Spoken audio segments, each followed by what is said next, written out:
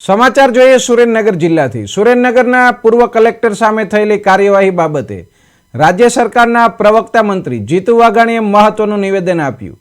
તેમણે જણાવ્યું કે કેટલીક બાબતો ભલે સામાન્ય રીતે ધ્યાને ન આવતી હોય, પરંતુ સરકારની તપાસ એજન્સીઓ સતત કાર્યરત હોય છે। ઈડી જેવી સંસ્થાઓ દેશમાં સ્વતંત્ર રીતે કામ કરે છે અને સુરેન્દ્રનગર કેસમાં પણ પારદર્શક રીતે કામગીરી થઈ રહી છે।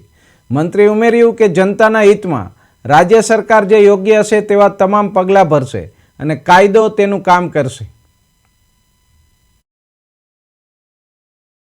आप जाणो छो कि आपणी एजेंसीओ ए बाबतो કેટલીક સીધી જ રીતે આપણે ધ્યાને નથી હોતી, પણ મોદી સાહેબની ઈચ્છાશક્તિ, ગુડ ગવર્નન્સ માટે દિવસ સરકારની ઈચ્છાશક્તિ હોય ત્યારે આ પ્રકારની એજન્સીઓ એ એમની વ્યવસ્થાઓમાં એ કામ કરતી હોય છે।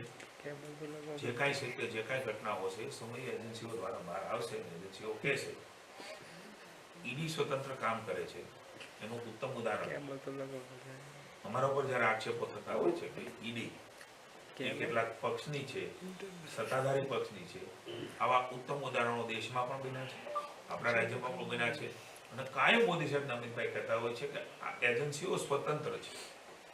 આ એજન્સીઓની સ્વતંત્રતાના કારણે આ પ્રકારની બાબતો દેશમાં ઘટનાઓ બને ત્યારે ઈડી આમાં ઇન્વોલ્વ થતી હોય છે અને સમગ્ર દેશમાં પુનઃ એકવાર ઉદાહરણ એવું આવ્યું છે, અનેક જગ્યાઓ પર રાજ્યમાં, અલગ રાજ્યોમાં અને દેશમાં ઈડીએ સ્વતંત્ર રીતે કામ કર્યું છે। ઈડી સ્વતંત્ર રીતે કામ કરશે, ચાહે કોઈ પણ વ્યક્તિ હોય, કોઈ પણ પદાધિકારી હોય કે કોઈ પણ જગ્યાએ વ્યક્તિ બેઠો હોય। ઈડીની સ્વતંત્રતાનું કામ કરવાનું ઉત્તમ ઉદાહરણ એમને એવું લાગે છે કે સુરેન્દ્રનગર પણ એક વધારે આપ જાણો છો કે આપણી એજન્સીઓ